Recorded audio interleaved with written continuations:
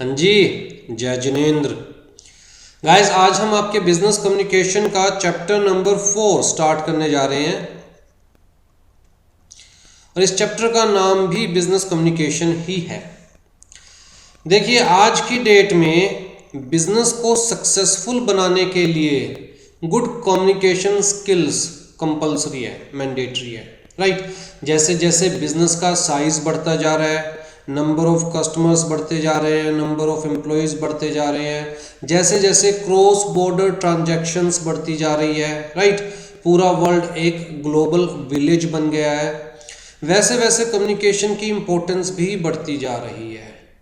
तो जितनी अच्छी कम्युनिकेशन स्किल्स होगी उतना ही आप बिजनेस के अंदर अच्छा परफॉर्म करेंगे, ठीक है। इवन एक छोटा सेल्समैन की अगर बात करें हम, तो वो भी सामान तभी बेच पाएगा जब उसकी कम्युनिकेशन स्किल्स अच्छी होगी, जब वो कस्टमर को अपनी बातों से इम्प्रेस कर पाएगा, कस्टमर का ट्रस्ट जीत पाएगा, राइट। तो business communication is really really very important. Good business communication skills really really very important, right. चलिए जी, थ्योरेटिकली अगर हम चीज़ों को देखें तो कम्युनिकेशन का मतलब क्या होता है ये आप सबको पता है। एक दूसरे के साथ इंफॉर्मेशन एक्सचेंज करना, बड़े सिंपल वर्ड्स में आप कह सकते हैं कि expression of facts, opinions, ideas और फीलिंग्स, राइट। तो जो ये वर्ड है कम्युनिकेट, ये बेसिकली डिराइव हुआ है एक लैटिन वर्ड से, कम्युनिकेयर,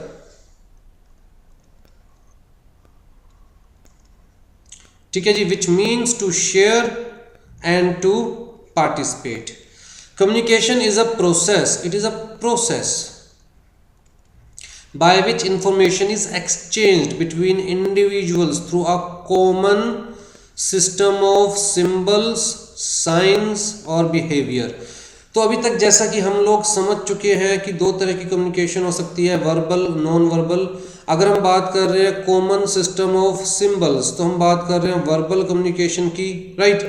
तो इंग्लिश आपको भी आती है, मुझे भी आती है, तभी हम लोग इंग्लिश में एक दूसरे के साथ कम्युनिकेट कर सकते हैं। हिंदी आपको भी आती है, मुझे भी आती है, तभी हम लोग एक दूसरे के साथ हिंदी में कम्युनिकेट कर सकते हैं। इसलिए लिखा हुआ कॉमन। कॉमन का मतलब known to listener as well as speaker, ठीक है। साइंस और बिहेवियर, नॉन वर्बल कम्युनिकेशन, मतलब नॉन वर्बल कम्युनिकेशन के केस में भी अगर हम लोग साइंस, गेस्चर्स यूज कर रहे हैं, सामने वाले को उन गेस्चर्स का मतलब पता है, तभी वो प्रॉपरली समझ पाएगा कि हम कोई बात किस सेंस में कह रहे हैं, राइट। हम कौन सी बात गुस्से में कह रहे हैं, कौन सी बात कॉम्प्लीमेंट दे रहे हैं, कहाँ कमेंट मार रहे हैं, सामने वाला तभी समझ पाएगा जब उसे टोन की नॉलेज होगी, पेस की नॉलेज होगी, जब उसे साइन सिंबल्स की नॉलेज होगी, जब उसे प्रॉपर गेस्चर्स की नॉलेज होगी, राइट।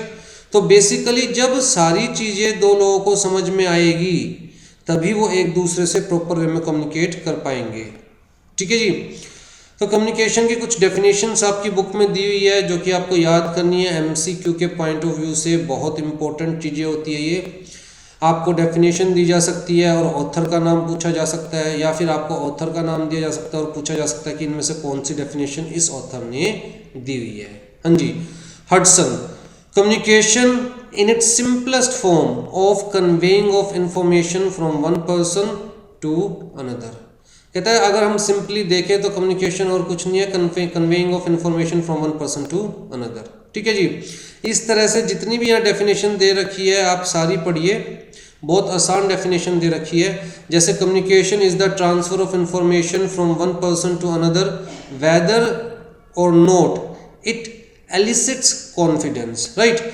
तो कहता है जी कम्युनिकेशन का मतलब ये नहीं है कि हम सामने वाले के अंदर कॉन्फिडेंस रखते हैं, हमें सामने वाले में कॉन्फिडेंस है तभी हम उसको इन्फॉर्मेशन एक्सचेंज कर रहे हैं और सिर्फ उसी चीज़ को कम्युनिकेशन बोलते हैं।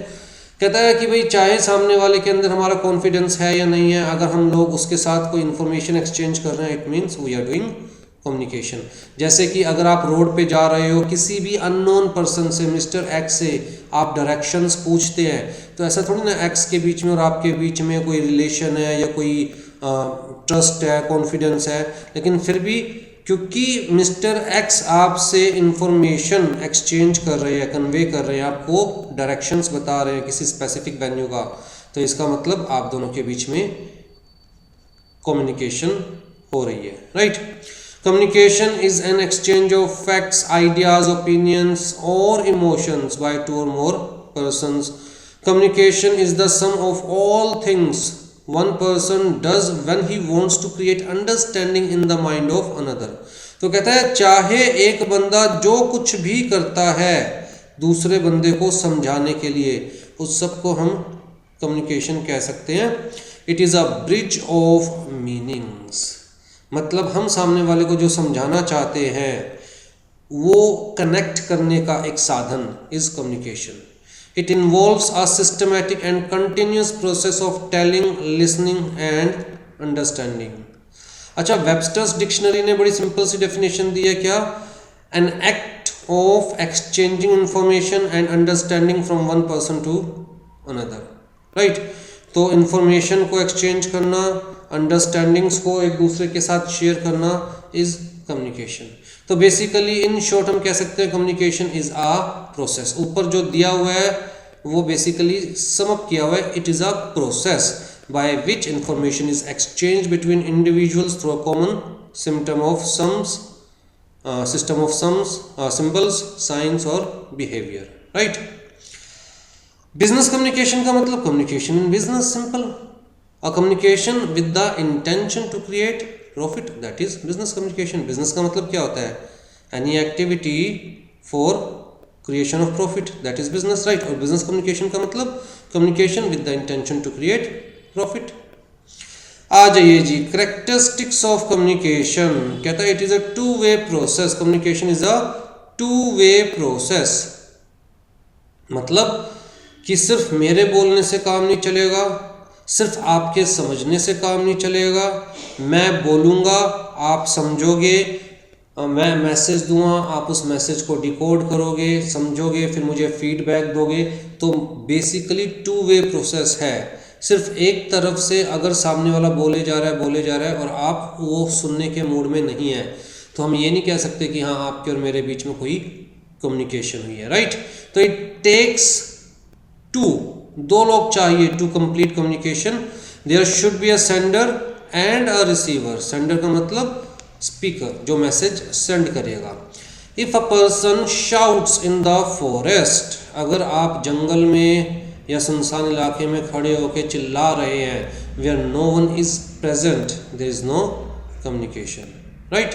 It is an ongoing process, continuous process होता है. जब हम पैदा होते हैं तब से लेकर जब हम मरते हैं तब तक कंटिन्यूस हम लोग कम्युनिकेट करते रहते हैं किसी न किसी के साथ. It is essential in all kinds of organisations and at all level of management. Specifically अगर बिजनेस की बात करें तो the basic purpose of communication is to create mutual understanding by giving या सीकिंग इंफॉर्मेशन, परसुएडिंग या influencing others, right, and eliciting actions. Communication consists not only of facts but ideas and emotions too. Communication is much more than words. तो सिर्फ words को use करना communication नहीं है. जब हम कम्युनिकेट करते हैं, टू बी वेरी फ्रैंक, तो वर्बल नॉन वर्बल दोनों चीज़ें मैटर करती है. जो वर्ड्स हम यूज़ कर रहे हैं वो भी मैटर करते हैं. वर्ड्स के पीछे की इंटेंशन भी मैटर करती है. मीनिंग मैटर करता है, किस सेंस में बोला जा रहा है. गेस्चर्स मैटर करते हैं, साइंस मैटर करता है, राइट. तो tone and facial expressions often create a greater meaning than words. We can communicate a lot through signs, symbols and gestures every day. मतलब for example victory sign made by two fingers communicates better than words. Organizational communication consists of flow of messages through several networks. Organization के अंदर actually में होता है network communication होती है. Network communication का मतलब अभी हम नीचे पढ़ेंगे. जैसे कि मान के चलिए एक ये कम्युनिकेशन है जहाँ सिर्फ एक तरफ से फ्लो है, राइट. एक कम्युनिकेशन है जहाँ पर हम लोग कह रहे हैं जी ये वाला स्ट्रक्चर बन सकता है. एक सर्किट कम्युनिकेशन हो सकता है जहाँ पर हम कह रहे हैं जी दो लोग हैं, ए पहले बी को कुछ मैसेज देते हैं, फिर बी ए को मैसेज देते हैं, तो आपस में सर्किट बन गया है, राइट। इनके बीच में कंटिन्यूस कम्युनिकेशन चलती जा रही है। तो अलग अलग तरह के नेटवर्क्स होते हैं जिसके बारे में हम इसी चैप्टर में आगे पढ़ेंगे। There are networks for problem solving, work flow, information sharing and socialising. Communication is a dynamic process. Dynamic कहता है जी टाइम के अकॉर्डिंग, सिचुएशन के अकॉर्डिंग,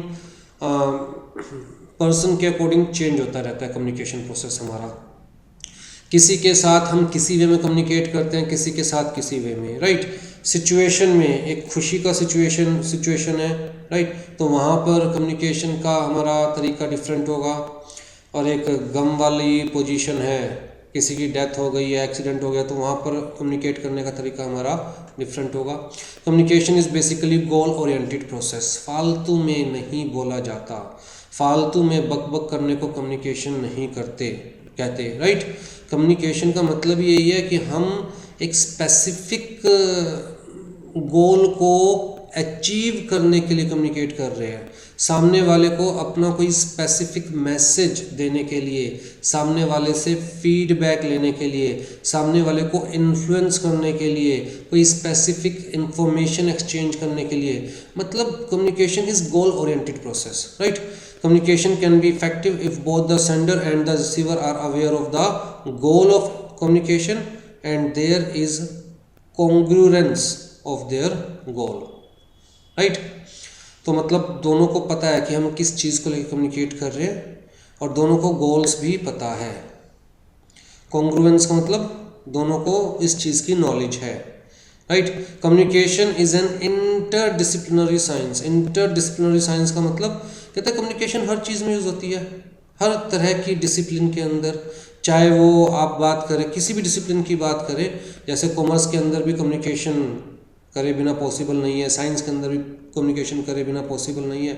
तो मतलब हर तरह की साइंस में यूज़ होता है। Knowledge derived from several sciences is used in communication, right.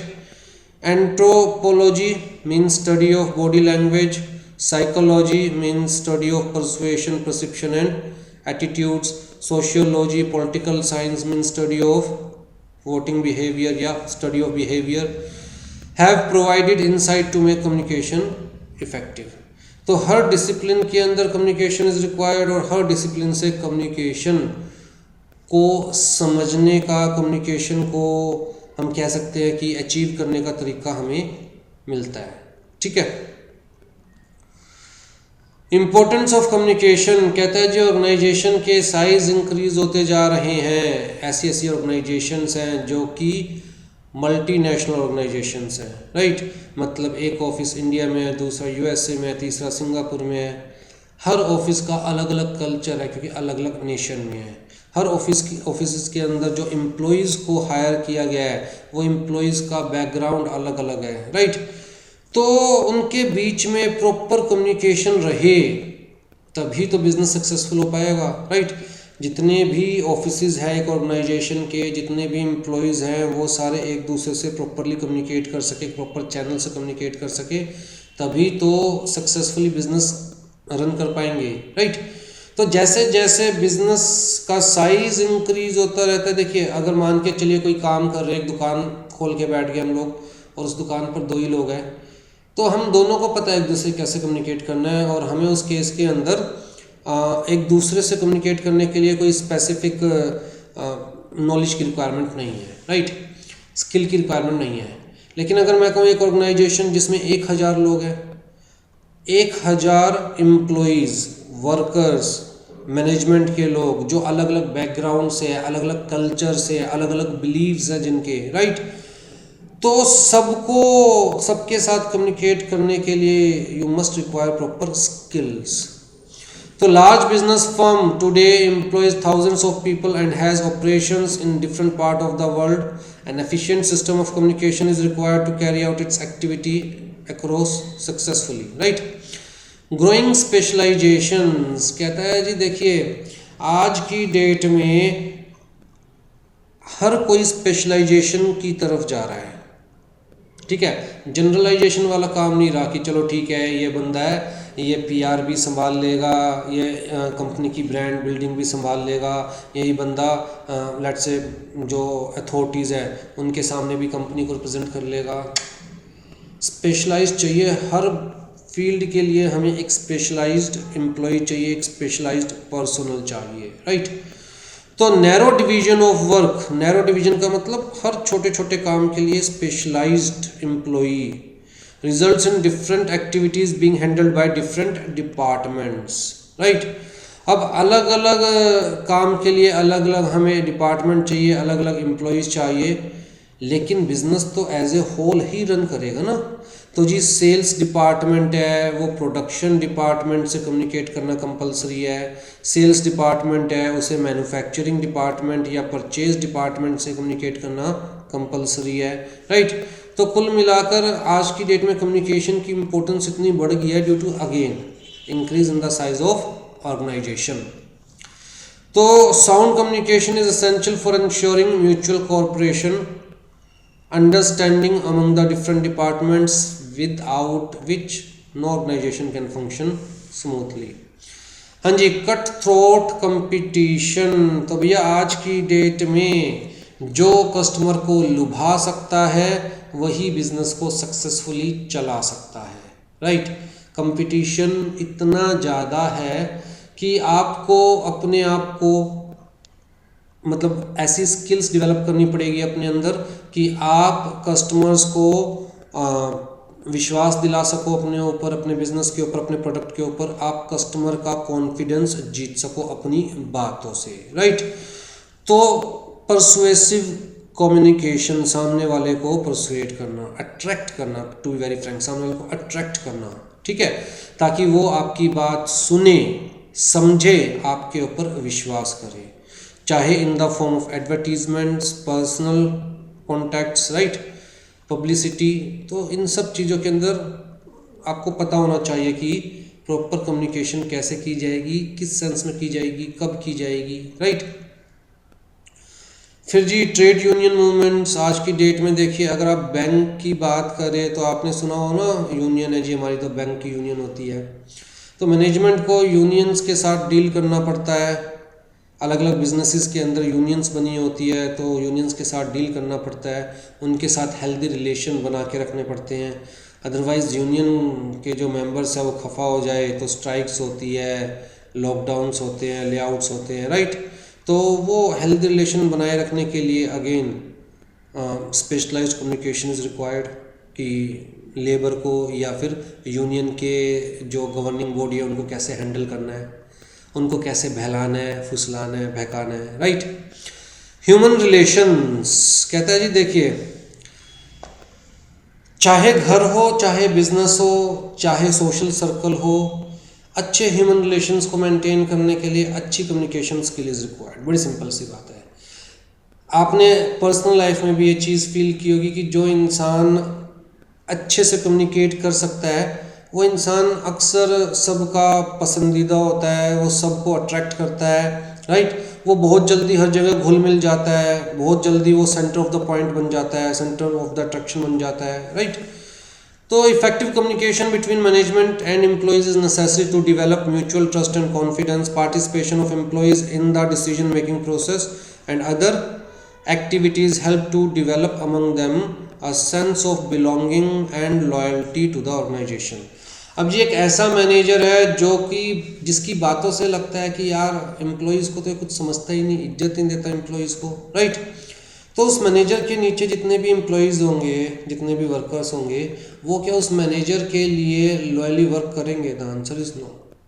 Loyalty तो होगी ही नहीं, रिस्पेक्ट भी नहीं होगी उस मैनेजर के लिए। लेकिन एक ऐसा मैनेजर जो अपने सारे एम्प्लॉयज़ को अपने साथ लेके चलता है, उस मैनेजर की बातों को सुन के ऐसा लगता है कि हाँ यार, मन में जोश भर जाता है, इसकी बातें सुन के काम करने का दिल करता है, सच्चाई से काम करने का दिल करता है, राइट। मतलब उसकी बात सुनकर उस पर ट्रस्ट होता है एम्प्लॉयज़ को। तो क्या उसके अंडर जितने एम्प्लॉयज़ लॉयल्टी से काम करेंगे? Definitely, right. तो ये बहुत ज़रूरी है। पब्लिक रिलेशंस मेंटेन करने के लिए कम्युनिकेशन स्किल्स हम समझ चुके हैं अच्छे से, राइट। और पर्सनल एसेट तो है ही कम्युनिकेशन स्किल। आपकी जितनी अच्छी कम्युनिकेशन स्किल है आपकी वो अपनी एसेट है। लाइफ में हर एस्पेक्ट में हर कह सकते हैं स्टेज पर काम आएगी आपकी कम्युनिकेशन स्किल। चाहे वो पर्सनल रिलेशंस को मेंटेन करने की बात कर रहे हैं, चाहे वो प्रोफेशनल रिलेशंस को मेंटेन करने की बात कर रहे हैं।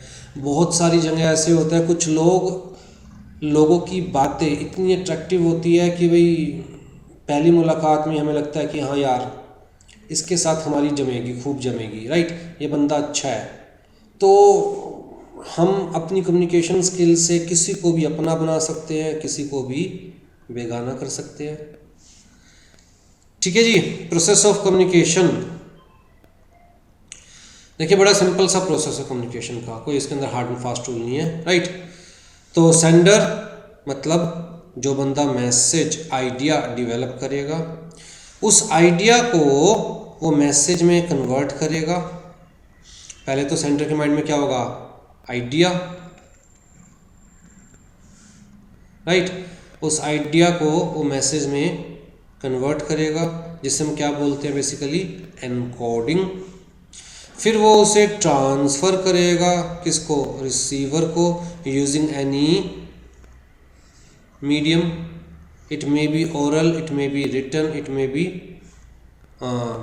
in the form of letter, report, fax, telegram, telephone, email, WhatsApp, right। Encoding का मतलब क्या है, कहता है एनकोडिंग का मतलब मैसेज उस फॉर्म में कन्वर्ट करना जिस फॉर्म में रिसीवर को समझ में आए। सिंपल सी बात, मैसेज उस फॉर्म में कन्वर्ट करना जिस फॉर्म में रिसीवर को समझ में आए। जैसे कि अगर मैं आपको कुछ पढ़ा रहा हूँ तो मैं उस फॉर्म में उन वर्ड्स में टॉपिक को कन्वर्ट करूँगा जिस टॉपिक में मुझे लगता है आपको समझ में आएगा। तो basically I am encoding that message, right. फिर जी रिसीवर उसे रिसीव करेगा और उसे अपने अंडरस्टैंडिंग, अपनी नॉलेज, अपने स्किल्स के बेसिस पर डिकोड करेगा, राइट। डिकोड करके फिर वो मैसेज का फीडबैक देगा किसको, सेंडर को, कि जी हमें समझ में आया है, नहीं आया है, या फिर हमें ये समझ में आया है, हमें लगता है आपके कहने का ये मतलब है, राइट। और इन सब के बीच में डिस्टरबेंस हमेशा रहती है जिसे हम क्या कहते हैं, नॉइस, राइट।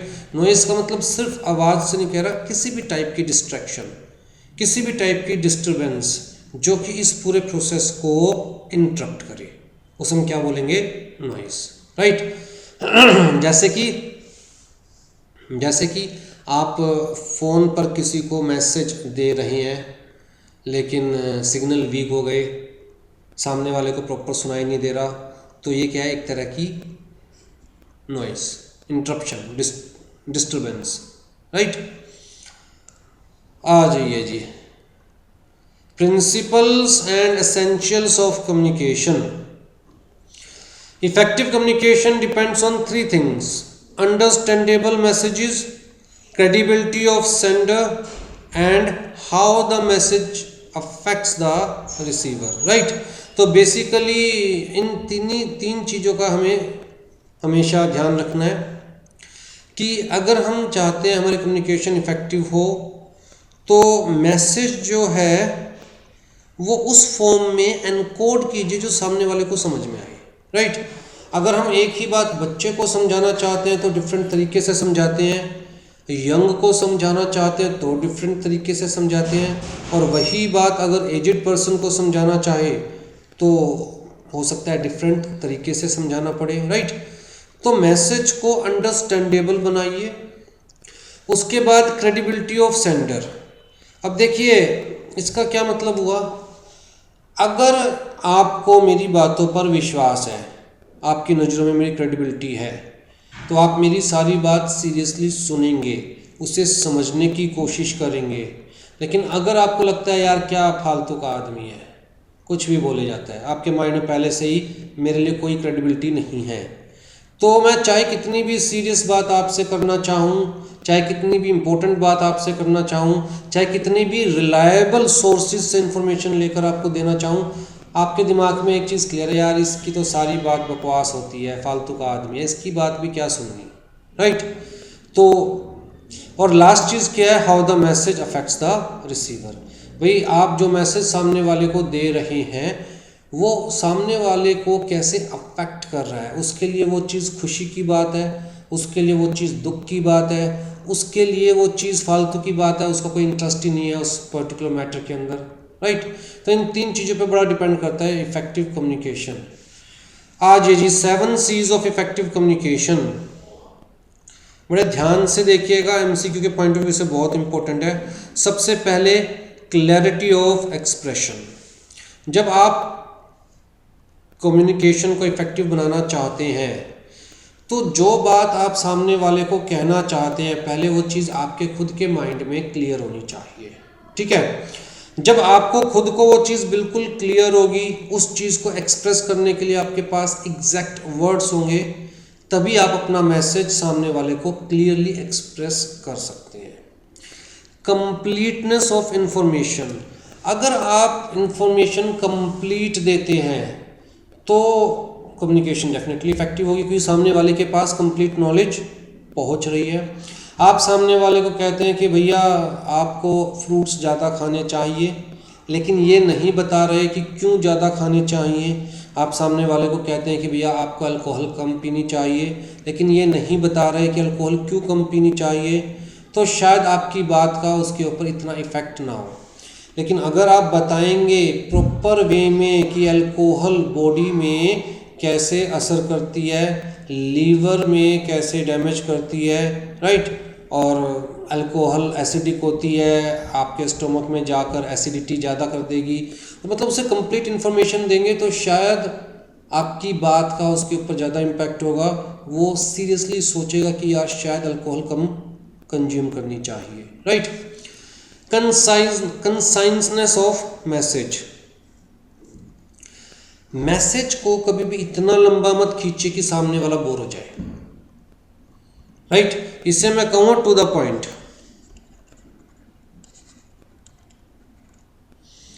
अगर आप मैसेज को जरूरत से ज़्यादा लंबा खींचे जा रहे हैं तो सामने वाले का इंटरेस्ट खत्म हो जाता है बात सुनने में, और अगर उसका इंटरेस्ट ही खत्म हो गया आपकी बात सुनने में तो मैसेज की इफेक्टिवनेस खत्म होगी, सीधी सी बात है, राइट।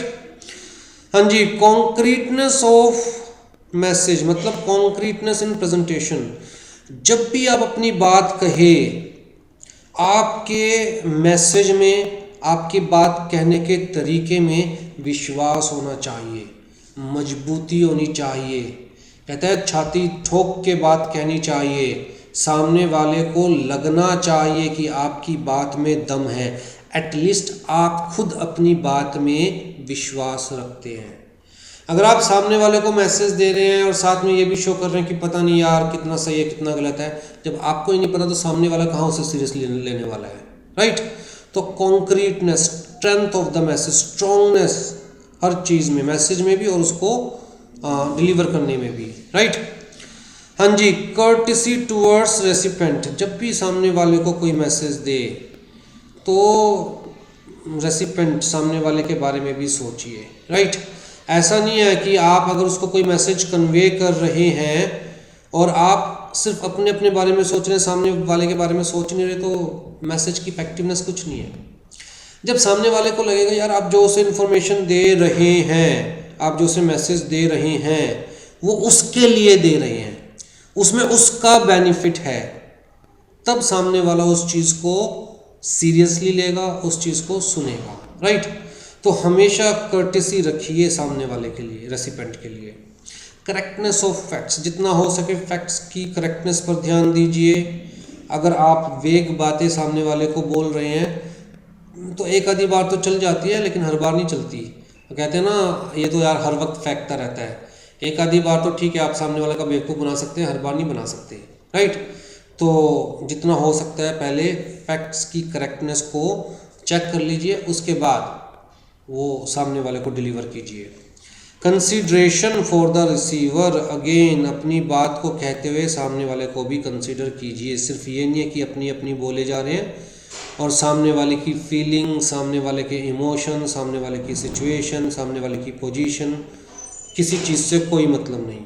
अगर आपको सामने वाले से कोई मतलब नहीं तो सामने वाले को भी आपके मैसेज में, आपकी बातों में कोई इंटरेस्ट नहीं होगा। जैसे कि कभी कभी हमें गुस्सा आ रहा होता है और हम सामने वाले को अच्छा खासा सुनाना चाहते हैं, ये देखे बिना कि सामने वाला किस पोजीशन में है, या फिर सामने वाला किस टेंशन में है, या उसके ऊपर क्या बीत रही है, या उसने जो कुछ किया वो किस मजबूरी में किया, राइट। तो आपके गुस्से का उसके ऊपर कोई फर्क नहीं पड़ने वाला, इनफैक्ट वो आपको पागल समझने वाला है, ठीक है। तो इन सारी बातों का, इन 7 C's का ध्यान रखना है for making the communication effective. आ जाइए जी, the following guidelines ensure effective communication, choose the right means and modes of communication, on your message, कहता है जो आप बोल रहे हैं उस पर खुद तो विश्वास रखिए कम से कम। You must take the responsibility for what you say. Use personal pronouns like name to lead the credibility to your messages, जैसे कि राम ने बताया कि ये बात सच है, तो यहाँ पर सामने वाले को लगेगा कि यार कुछ तो बात होगी, राम ने बताया है, राइट, ठीक है जी।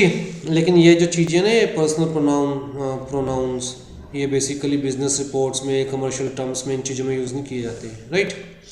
वहाँ पर ये बोला जाता है कि हमारे विश्वसनीय सूत्रों से पता चला। Offer complete and relevant information, half information और incomplete information is very dangerous. Obtain feedback, ये बड़ा इंपॉर्टेंट है, सिर्फ अपनी बात बोलिए मत। आपने जो मैसेज कन्वे कर दिया, अब वेट कीजिए सामने वाले के रिएक्शन का। जब तक फीडबैक ना मिले तब तक ये मत सोचिए कि आपने अपना मैसेज प्रॉपरली सामने वाले को कन्वे कर दिया, या सामने वाले को आपकी बात प्रॉपरली समझ में आ गई, राइट। तो always confirm whether the receiver has correctly understood our message. Think of recipient, भैया सामने वाले के बारे में सोचिए। मैसेज हमेशा, कहता है जी, यू सेंटर्ड, मतलब सामने वाले को सेंटर्ड करके चलिए ना। और डॉक्टर में discuss a case with specialist in medical terms but switches over to a layman's language when talking to the patient. कितना अच्छा एग्जांपल दिया ना कि भैया आप सामने वाले के बारे में भी सोचिए ना। आप मेडिकल टर्म्स में अगर पेशेंट को चीज़ें समझाएंगे तो क्या समझ में आएगा उसे। अगर किसी दूसरे डॉक्टर को मेडिकल टर्म्स में आप चीज़ें समझा रहे हैं तो डॉक्टर को समझ में आएगा, दूसरे डॉक्टर को। लेकिन जब पेशेंट को चीज़ें समझाने की बात आती है तो लेमन लैंग्वेज में ही समझानी पड़ेगी ना, राइट। तो effective messages are invariably you centred, me centred नहीं होता, यू सेंटर्ड, राइट। सामने वाले को दिमाग में रख के मैसेज कन्वे किया जाता है। Verbal and non verbal congruencies, right. तो दोनों चीज़ें चाहिए, फेशियल एक्सप्रेशन भी चाहिए, बॉडी गेस्चर्स भी चाहिए, अलोंग विद द वर्ड्स की प्रॉपर टोन चाहिए, प्रॉपर पोजेस चाहिए, प्रॉपर पेस चाहिए, राइट। तभी आप एग्जैक्ट मैसेज को एग्जैक्ट सेंस में, एग्जैक्ट वे में डिलीवर कर पाएंगे with exact expression and meanings. हाँ जी, रिपीट ओनली इफ नेसेसरी, बार बार बात कहने से बात का वजन नहीं बढ़ता बल्कि सामने वाला इरिटेट हो जाता है। तो avoid repetition and repeat the message only if it is necessary. Do not जज लिसनर। अपनी बात को कहते हुए सामने वाले के लिए माइंड में पहले से ही कुछ मत भर के रखिए। अपने आप से लिसनर को जज मत कीजिए। अपने आप से पहले ही ये मत समझिए कि हाँ मैंने तो इतना अच्छा तरीके से समझाया कि इसको तो समझ आ ही जाएगा, या फिर यार इसको तो कुछ भी समझा लो समझ आना ही नहीं है, राइट। तो नेवर जज लिसनर। आप अपना बेस्ट दीजिए, फिर फीडबैक के लिए वेट कीजिए, पता चले कि एक्चुअल में सामने वाले को आपका मैसेज समझ में आया है या नहीं आया। रिलाई ऑन द फैक्ट, सुनी सुनाई बातों पे विश्वास मत कीजिए। हमेशा मैसेज की करेक्टनेस चेक करने के बाद ही सामने वाले को मैसेज डिलीवर कीजिए, क्योंकि अगर एक दो बार भी आपकी बात झूठी पाई तो आपकी क्रेडिबिलिटी खत्म हो जाएगी सामने वालों की नज़रों में। ठीक है जी, आ जाइए जोहरी विंडो। जोहरी विंडो, पहले जोहरी विंडो के बारे में थोड़ा सा मैं आपको विकिपीडिया पे दिखाता हूँ। ये देखिए जोहरी विंडो कहता है it is a technique that helps people understand better understand their relationship with themselves and others. मतलब एक ऐसी टेक्निक जिसके थ्रू मैं अपने बारे में समझ सकता हूँ और मेरा रिलेशन औरों के साथ कैसा है उस बारे में समझ सकता हूँ। ठीक है, ये बेसिकली दो साइकोलॉजिस्ट ने बनाई थी, एक जोसेफ लुफ्ट और दूसरा हैरिंगटन इनहम। तो यहाँ से जे ओ उठाया गया, जोसेफ से जे ओ उठाया गया और हैरिंगटन से HARI उठाया गया, तो जौहरी बन गया। ठीक है, तो बेसिकली इस टेक्निक के थ्रू कोई भी इंसान खुद से अपना रिलेशन समझ सकता है कि मेरा रिलेशन मेरे साथ कैसा है और मेरा रिलेशन दूसरों के साथ कैसा है। ठीक है, तो ध्यान से देखिए, ये हमारे सामने एक डायग्राम है। यहाँ पर हमारे पास बेसिकली 4 फ्रेम्स हैं, राइट। ये पूरी एक विंडो है, ये पूरी एक विंडो है, ये देख रहे हैं ये, और इस विंडो के 4 फ्रेम्स हैं, 1 2 3 4, ऐसे कह लीजिए, कैसे भी आप नंबर दे लीजिए। ठीक, अब जी जो फर्स्ट फ्रेम है, फर्स्ट फ्रेम में ऐसी इंफॉर्मेशन आती है जो कि इंसान को अपने बारे में पता है, नोन टू सेल्फ। मुझसे रिलेटेड ऐसी इंफॉर्मेशन जो मुझे भी पता है अपने बारे में, और मुझसे रिलेटेड ऐसी इंफॉर्मेशन जो औरों को भी पता है मेरे बारे में। जैसे कि मान के चलिए कि मुझे गुस्सा आता है, छोटी छोटी बातों पर आता है, ये बात मुझे भी पता है अपने बारे में और ये बात बाकी लोगों को भी पता है मेरे बारे में। तो मतलब ये जो इन्फॉर्मेशन है ये क्या है, पब्लिक इन्फॉर्मेशन, सबको पता है, ओपन इन्फॉर्मेशन। इसे हम क्या बोलेंगे, एरिना और ओपन और पब्लिक। ठीक, फिर जी यहाँ पर जो ये फ्रेम है, इसके अंदर मैं कहूँगा ऐसी इन्फॉर्मेशन है जो मेरे बारे में औरों को तो पता है बट मुझे नहीं पता। सेल्फ ब्लाइंड या फिर ब्लाइंड स्पॉट, मतलब वो इन्फॉर्मेशन मेरे बारे में मुझे नहीं पता लेकिन औरों को पता है। मान के चलिए कि मुझे छोटी छोटी बातों पे गुस्सा आता है, बट मैं खुद से ये बात रियलाइज़ नहीं कर पाता कि मुझे छोटी छोटी बातों पे गुस्सा आता है, औरों को ये बात साफ साफ दिखाई दे रही है। तो यहाँ पर जो इन्फॉर्मेशन आएगी वो कौन सी इन्फॉर्मेशन होगी, जो मुझे मेरे बारे में नहीं पता लेकिन औरों को मेरे बारे में पता है। इस वाले जो फ्रेम है उसके अंदर कौन सी इन्फॉर्मेशन है, जो कि मुझे अपने बारे में पता है लेकिन औरों को मेरे बारे में नहीं पता। जैसे कि मान के चलिए कि मैं छोटी छोटी बातों पे गुस्सा दिखाता हूँ, मुझे गुस्सा आता नहीं लेकिन मैं गुस्सा जानबूझ के दिखा रहा हूँ किसी को छोटी छोटी बात पे, क्योंकि सामने वाला बहुत ज़्यादा इरिटेट कर रहा है तो मुझे लग रहा है यार उससे बचने का कोई और तरीका नहीं है, तो मैं दिखा रहा हूँ गुस्सा, जबकि मुझे गुस्सा आ नहीं रहा। अब ये बात मुझे तो पता है कि मुझे गुस्सा आ नहीं रहा, मैं दिखा रहा हूँ, लेकिन सामने वाले को ये बात नहीं पता। सामने वाले को लगता है यार मैं बहुत ज़्यादा गुस्सा करता हूँ छोटी छोटी बातों पर, राइट। तो मतलब ऐसी इन्फॉर्मेशन जो मुझे तो मेरे बारे में पता है लेकिन सामने वाले को मेरे बारे में नहीं पता। तो सामने वाले को मेरे बारे में नहीं पता तो इसलिए हिडन, राइट। इसे हम फसाद भी कह सकते हैं। मेरा एक ऐसा चेहरा जो कि सामने वाले को नहीं पता, छुपा हुआ है, राइट। और ये ऐसी इन्फॉर्मेशन जो ना मुझे अपने बारे में पता ना सामने वाले को मेरे बारे में पता। जैसे कि मान के चलिए कि मुझे कभी भी लेट से पहाड़ों पे नहीं गया मैं कभी भी, राइट, और मुझे नहीं पता था कि यार मैं एक्चुअल में पहाड़ों पे जा पाऊँगा, ट्रैकिंग कर पाऊँगा, नहीं कर पाऊँगा, राइट। मुझे हमेशा लगता था मैं तो कमज़ोर हूँ, मैं बहुत ज़्यादा ऊंचा नहीं चढ़ पाऊँगा, और सामने वाले को भी यही लगता था कि हाँ कभी गया तो है नहीं पहाड़ों पर, कभी की तो है नहीं ट्रैकिंग, तू क्या ट्रैकिंग करेगा, तू रहने दे, राइट। लेकिन जब मैं गया और मैंने ट्रैकिंग करी तो औरों से ज़्यादा बेटर मैंने परफॉर्म किया।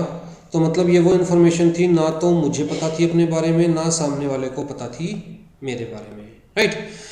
तो बेसिकली इन जो ये है फ्रेम, इनको हम क्या बोलते हैं, पेन्स, PANES, राइट। और जो ये खासियत है कि पता है नहीं पता है, इन्हें हम क्या बोलते हैं, एडजेक्टिव्स, राइट।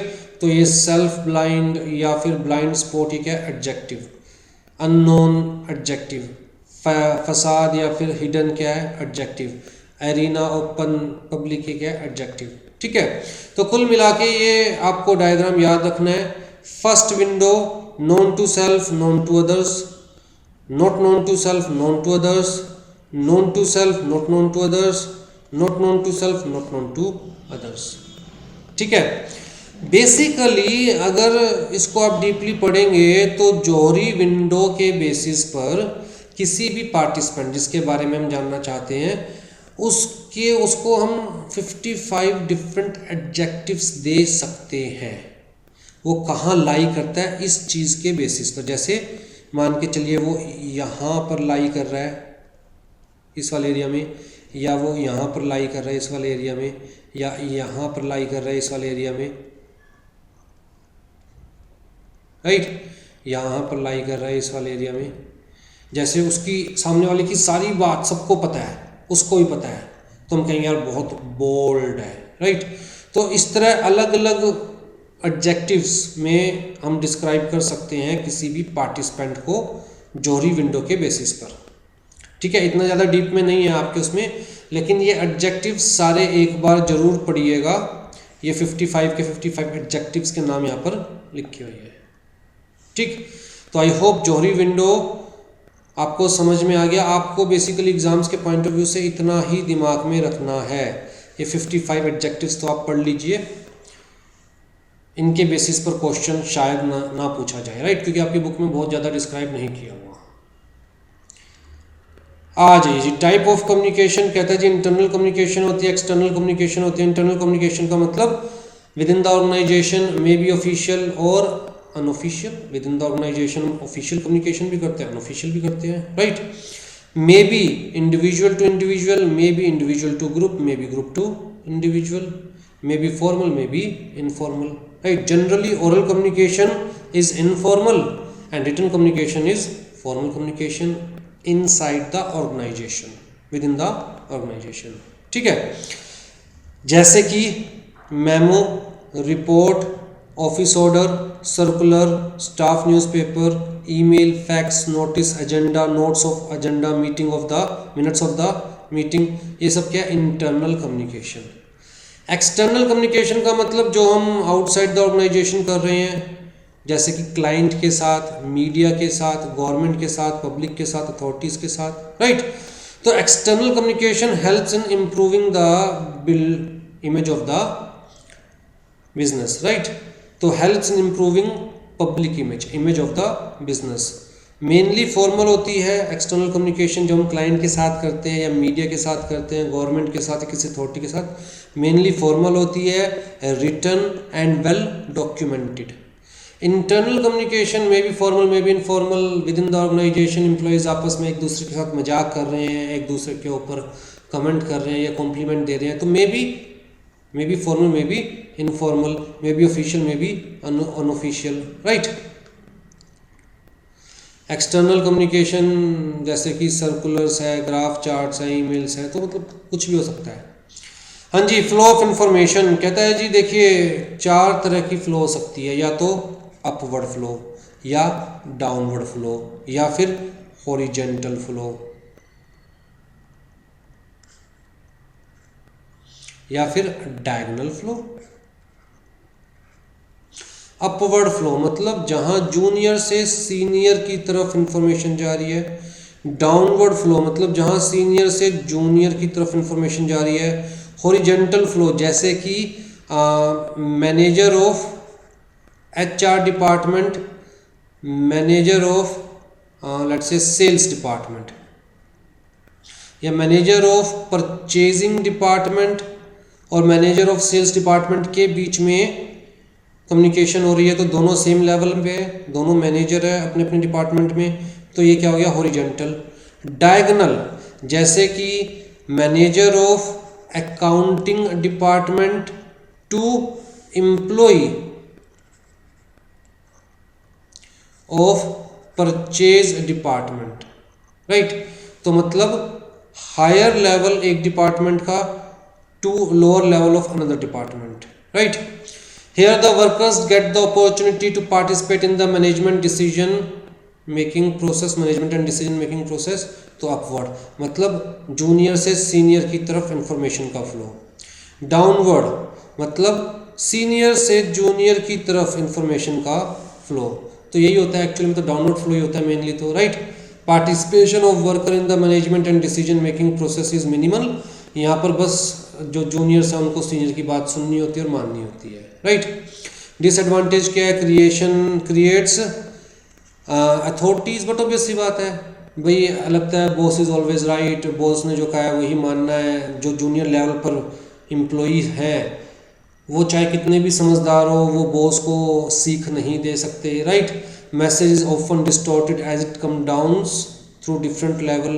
भाई पहले मैनेजर ने अपने सबॉर्डिनेट को, फिर उसने अपने सबॉर्डिनेट को, फिर उसने अपने सबॉर्डिनेट को, तो नीचे आते आते बात की भैंस बन जाती है। Consumes lot of time to and lead to unavoidable delay.